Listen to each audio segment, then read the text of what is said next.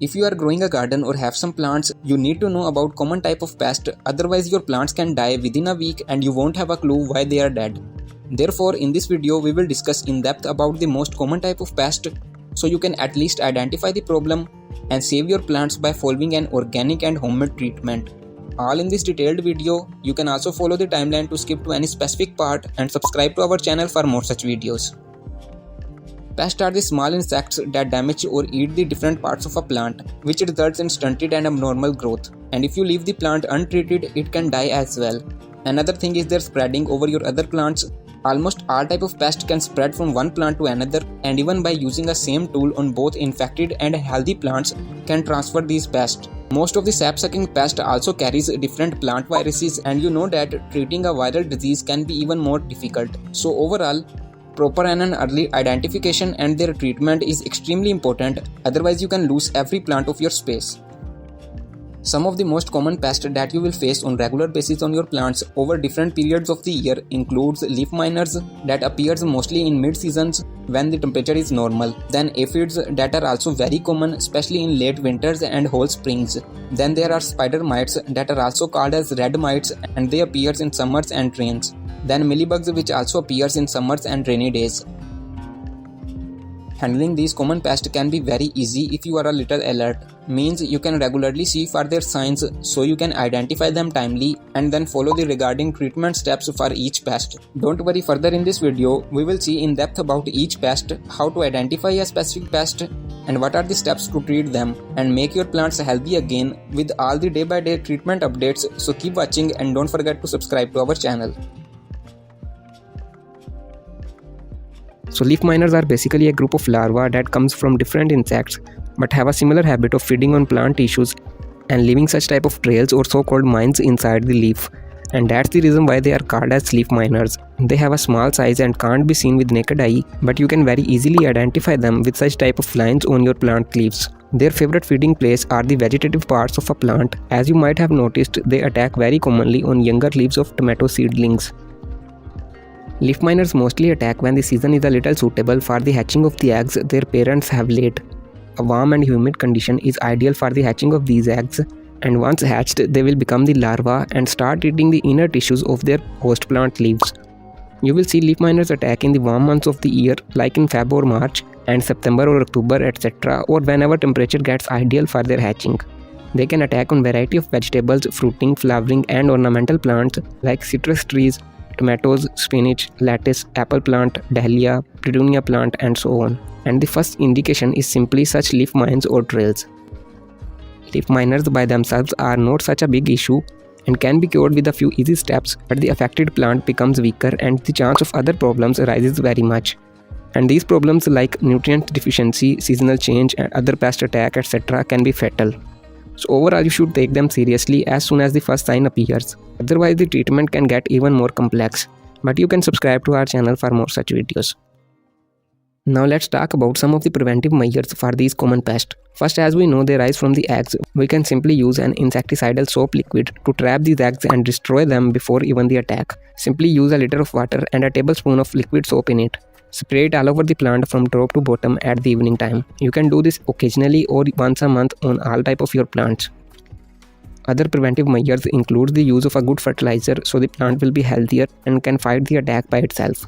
And using a good soil mix and choosing an ideal and an open area for the plant so the ideal environment never comes for the hatching of their eggs. But sometimes weaker plants do get their attack. First the plant appears with a few lines on their leaves, then the leaves may turn yellow and then a growth slow down. And this attack will also spread from one plant to another, so here are the 5 steps to treat leaf miners in the first place. Follow these points one by one and your plants will be healthier again. First step of leaf miners treatment is simply moving your infected plant to a semi-shaded area where there is a bright light but no direct sunlight on the plant. This will help the plant to do a little rest and now it won't have any pressure of seasonal intensity, etc. The next step of leaf miners control is removal of all the infected leaves. Simply cut off all the infected leaves and make sure to dispose them properly so the leaf miners don't go to other of your plants. You can burn them or tightly pack them in a plastic bag and throw them in a garbage, etc. That's okay if your plants have a few less infected leaves on them. The next step in leaf miners treatment is the neem oil spray making and applying. Take a liter of simple water in a bottle, mix a tablespoon of neem oil in it. You can also buy it from the description box link. You can also use up to 2 tablespoons of neem oil if the pest attack is intense. Now add a tablespoon of liquid soap or shampoo in this water bottle. Mix this solution very well, and now you can spray this liquid all over the infected as well as healthy plants. Do this at the evening time every 3 days in case of pest attack and every 2 weeks if you are using it as a prevention. A detailed guide on neem oil pesticide is also linked in the description box and I button. Follow that to use it for other type of pests like aphids or mealybugs, etc. You will see within a few days your plants will start recovering. New leaves will be healthier and growing. The infected leaves won't turn normal back, but the new growth will be lush green and healthy. This way now you can use the same neem oil spray once a week and afterwards every 2 weeks. The next step of leaf miner control is finally using a good fertilizer. This will help the plant to recover from any nutritional deficiency happened while the attack, like these yellow leaves, etc. You should use a small dose of this homemade powerful fertilizer. It's basically for heavy feeder plants, but it's okay to use a small dose on any plant. A detailed video on this is linked in the description box and I button. Follow that.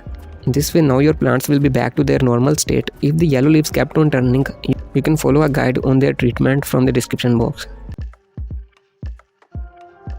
First, let's talk a little about their nature and basics. So aphids are the tiny soft body insects that have many colors like grey, green or orange, etc. They attack on the new healthy growth of a plant in the form of clusters. They suck the nutrients containing liquid from the stem, which is called as sap. While sucking the sap of a plant, they also transfer viruses into the host plant, which may result into yellowing leaves, leaf curl problem, distorted and stunted growth. Due to this whole thing, a plant not only dies but also the adult aphids can fly to other of your plants. So that's make them unstoppable. Therefore a proper and timely treatment is very important. Aphids attack mostly on a plant in their growing season when the temperature is also a little warm. Aphids likes a high humidity area where they move well over the host plant. You can easily identify them if you inspect the plant carefully. High density of host plants can also increase the chance of aphids attack because they like not to be disturbed while they eat and reproduce. Some of their favorite host plants on which they attack very commonly are roses, cabbages, cauliflowers, tomatoes and ornamental plants. And the chance of aphids attack is very high on a plant that is weak or under some type of a shock. Aphids attack can get real bad if not treated timely. Aphids are also the carriers of viruses and treating viral diseases is a difficult thing. Another thing is that they reproduce very fast and will be over your whole space on all your plants because they move from plant to plant. So overall aphids attack can be very harmful for your plants. That's why treating them timely is very important. If we talk about how the aphids reproduce, so their mode of reproduction is also very dangerous. Aphids have a female which gives birth to live young aphid without any type of mating. So this thing makes their population to explode very rapidly under favorable conditions. Also the aphids mostly multiply them below the leaves. Here if you find this video helpful, do subscribe to our channel. If you are not dealing with aphids attack right now, there are a few things you can do to prevent them. Try to choose only the healthy seedlings while they transplant. Use a weekly pesticide spray routine. You can use neem oil spray. Video on making and applying neem oil is linked in the description box and I button. Another preventive measure is that don't plant favorite plants of aphids in density. Try to keep your plants healthy so they can fight on their own. Also keep your plants in a sunny and airy spot and keep pruning for better and healthier growth. But sometimes our healthy as well as weaker plants do get aphids attack, and for that you can follow these 4 steps. First step to treat aphids on a plant is to move our plants to an open area, especially when they were previously in a closed area. This will help the plant to be at somewhere ideal. Just choose a semi-shaded area with an airy condition and place your infected plant there. The second step of aphids treatment is the removal of most infected parts. As aphids attack in the form of clusters, so choose the most infected parts of a plant and simply cut them off. You can dispose this branch in an airtight bag so they don't spread to other of your plants. The removal of these infected parts will give a relief to the plant so it can gather some strength against the remaining aphids. And subscribe to our channel for more such tips and tricks. The next step of aphids treatment is applying a pesticide. Means you can use pesticide on the plant. You can simply mix a tablespoon of neem oil in a liter of water. You can also buy neem oil from the description box link. And then add 1 tablespoon of liquid soap or shampoo in this water and mix properly. Now our homemade pesticide is ready to use. You can apply it over your whole infected plant. Just wash off the whole plant with this solution. Make sure to apply the pesticide on your plants at the evening time. This way you can use this neem oil spray every 3 to 4 days. Also give a gentle spray to other of your plants so they will be protected too. You will see gradually the aphids attack will be over. Until then, use neem oil spray regularly. Once your plants are a little relieved, now you should give them some fertilizer so they can overcome any nutritional deficiency happened while the attack. You can use this homemade and organic fertilizer that contains all the essential nutrients. Video on this fertilizer is added in the description box and I button. Before the treatment of mealybugs, we have to know what are these mealybugs. So they are the pests commonly small in size, ranging from 1 to 4 mm with oval shaped body. Their body is covered with a white powdery substance that works as a protective layer. Here you can see some ants are also moving around the mealybugs. This is because mealybug sucks the nutrients enriched liquid called sap from the plant body and secretes a sugary material which ants love to eat, and in return ants protect them from their predators. Mealybugs are found worldwide and can survive in various climatic conditions, and this thing makes them even more powerful and destructive for plants. Mealybugs can also divide them asexually, that means male is always not required by the female to reproduce. This thing can also aid their spreading, that's why mealybugs can go really harmful if not treated timely. Mealybugs commonly attack on a plant when the season is suitable. They like warm and humid area to grow and reproduce themselves. That means you will find mealybugs mostly in springs and summer days. The chance of mealybugs attack on a plant also increases if it is under a stress condition. Mostly mealybugs are found on a younger and newly growing branch. Mealybugs can attack on a wide range of plants like ornamental plants, indoor and outdoor plants, vegetables and flowering plants. Hibiscus plant, tomatoes, roses, aloe vera, cabbages, spider plant and lemon tree are some common names of its targets. Mealybugs can affect the plant differently, but as they feed on the sap liquid, that is the main source of nutrients for a plant. That means infected plant most probably shows signs of nutrient shortage. As you can see, this is a hibiscus plant infected with mealybugs, and it is also showing us yellowing and patchy leaves. This is the effect of mealybugs attack. If we don't treat it, the plant may survive for a few weeks, but then it will die. Stunted growth, wilting leaves and distorted new shoots can also appear due to mealybugs attack.